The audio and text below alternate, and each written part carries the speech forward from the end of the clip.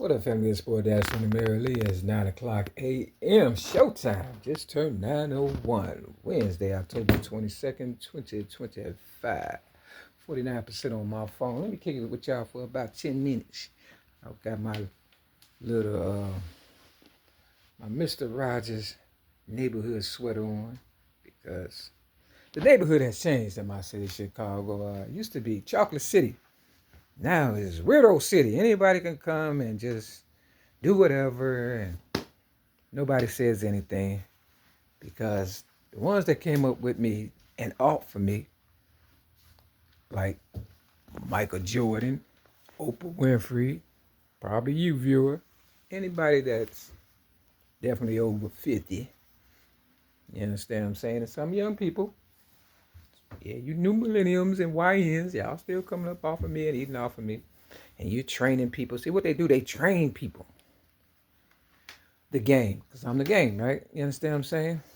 Originated rap since the age of 1975. Now, let's say Martin Luther King did, you know, inspire to be who he was. And that was the leader of the free world. See, it's a free world, but we always seem to need a leader or a government to, lead us into something instead of out of something. You understand what I'm saying? We paying to stay in shit and not get out of shit.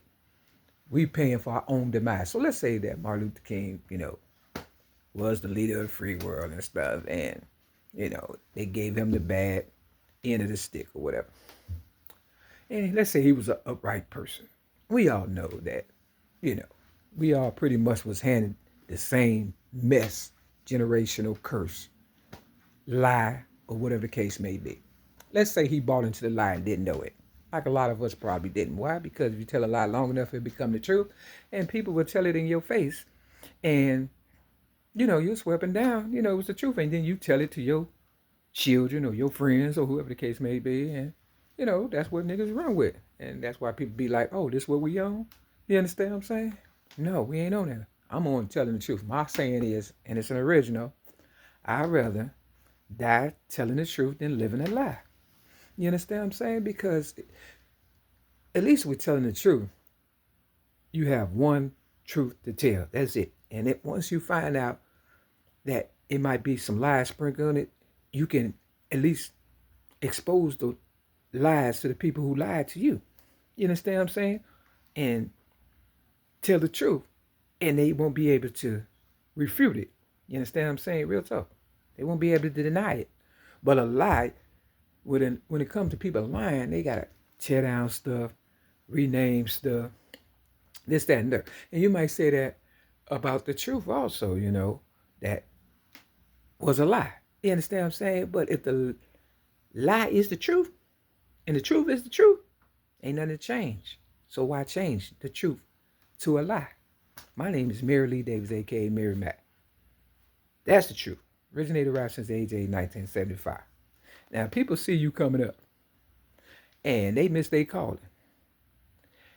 And they abuse you as a child, right? And everybody sees that you're going to be that next big thing, and the biggest of all, if anything. Do you understand what I'm saying? Not higher than my higher power, but let's say right next to my higher power. I like to think that. Long story short, so what they do, they don't want to see you make it. So they try to get you on their team. You understand what I'm saying? And they take your stuff, and it's called Changing Faces and Trading Places. The movie with, Eddie Murphy. Because you're a young person. You don't know, right? That they playing games in your face and doing the most. But in your gut, you feel, though, it's something that God has given you that's a higher calling on your life that they are trying to keep you from reaching. And that's the story with the Martin Luther King. See, I met my ex-girlfriend, Donna Marie Evans, who was older than me, on a Martin Luther King bus. You understand what I'm saying? She was 27, and I was 18, and I was with my niece at the time, and they all was in on it, the people on the bus and everything, but I didn't know. I just get on the bus thinking, it is what it is. But no, they've been playing in my face for a long time, ever since they knew and have known I was going to be something other than, regular. You understand what I'm saying? So it didn't surprise me when I put my voice to 3 cassette tapes, front and back, to the Martin Luther King speech also, and The Sound of Music in 1995, and presented it to Oprah, my story as, a child abuse victim a second time. The first time was at the age of 17 in 1984. Now, if everybody ain't on it and everybody getting paid, and Oprah came to Chicago from Maryland, allegedly, it had to be a reason behind it, right? So, with that said, I've been hoodwinked, bamboozled, and whoop wop the bam. We are the Malcolm X and Martin Luther King. For real, for real. We made it come true. But Oprah threw me under the bus because she wanted all the fame, all of this, that, and third, and she didn't want to relinquish that power. They was going to give me everything that I worked my ass off because they saw it come to fruition. You understand what I'm saying? It was almost perfect on my part. But Oprah didn't want to share the limelight. And that's why they say fame is the worst drug known to man, woman, child, or whatever. You understand what I'm saying? Real talk. Because people get caught up in themselves and forget it's billions of people in the world that got dreams and aspirations to Oprah. And if God bless you to help them make it come true with my help, what happened? All I wanted was 5 minutes of fame on your show. That's it. The Oprah Winfrey Show in Chicago. But instead, she went off the air on my birthday, May 25th, in the year 2011. Just to shame me, I guess, or mock me. I was homeless. I came from Milwaukee, Wisconsin, thinking Oprah would meet me at the bus stop or something. You understand? It rained like cats and dogs. I ended up going to a homeless shelter. Real talking. Some foreigner, that took me and this other guy to the shelter. He said, "Oh, I see it's your birthday." And he split some food with me, him, and the other homeless person that was in the van.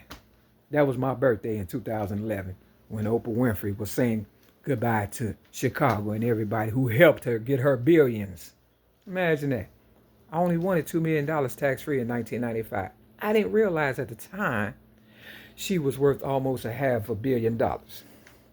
But I did have sense enough to know I was worth more dead than I am alive. But because she thought social media was never going to be what it is. You understand what I'm saying? Didn't have a clue.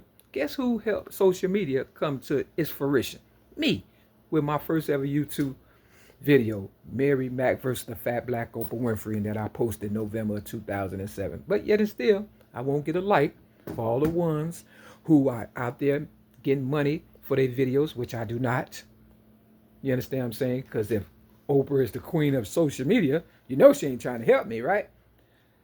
So until the public, do for me what I did for them, and that's help them when Oprah wasn't going to help you. Remember the rappers that tried to get on her show and she treated them like crap? Ludacris, Ice Cube, 50 Cent. You understand what I'm saying? How come y'all not going hard for me like I went for you all? So that's why I had to go to a higher power and a higher calling. That's my higher power. You understand what I'm saying? Real talk. This going to be my last year for real. I know I've said it before. But yeah, I'm making this my last year trying to help people who don't care about me. Real talk. And I don't know what's going to happen. I might end up homeless, dead, or whatever the case may be because, for some reason, people just don't like me. I don't know what it is.